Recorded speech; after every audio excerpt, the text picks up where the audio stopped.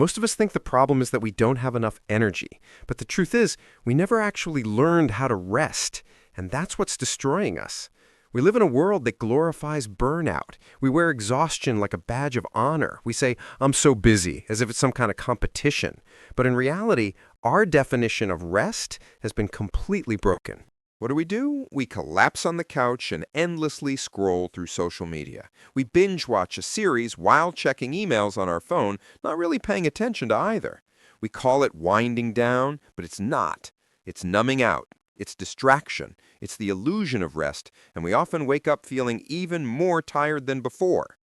If you constantly feel guilty for doing nothing, you're not resting. You're just waiting in a digital purgatory. Let me tell you a story that completely changed my perspective. Imagine two professional runners in a marathon. They both have the same goal: finish the race with the best time possible. The first runner has a simple strategy: just keep running.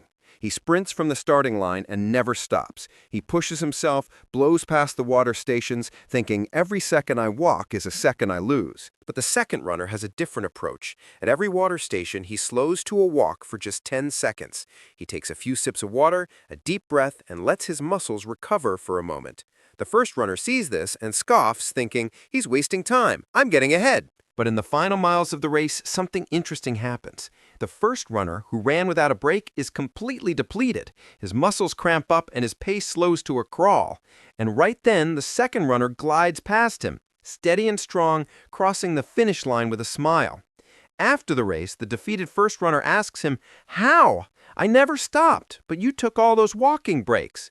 The second runner replies, "You were just running. I was racing. I didn't stop. I recovered. My recovery was part of my race." That story is everything. We are all that first runner, sprinting through the endless marathon of our responsibilities, wondering why we keep hitting a wall and getting nowhere fast. Your mind, your energy, your body, that's your engine. And rest isn't stopping. Rest is refueling your engine. And that's why I say that true rest makes you dangerous. Not in a bad way. You become dangerous to mediocrity. Dangerous to your bad habits, dangerous to the expectations that are burning you out, dangerous to the idea that your worth is measured by your productivity. Think about it. The exhausted you is reactive and makes poor decisions. The exhausted you says yes to things you should say no to. But the rested you, that's a different person. The rested you is clear, focused, and creative. The rested you has boundaries. The rested you can tell the difference between a real crisis and just noise. And here's the best part. Refueling your engine doesn't require a 2-week vacation. You don't have time for that. You can start today, right now, with small, intentional acts of real rest. What does that look like? A 10-minute walk outside with no podcast and no phone, just you and the world. Eating your lunch sitting down in silence and actually tasting your food. Turning off your notifications for 1 hour. Lying on the floor and listening to one full song with your eyes closed.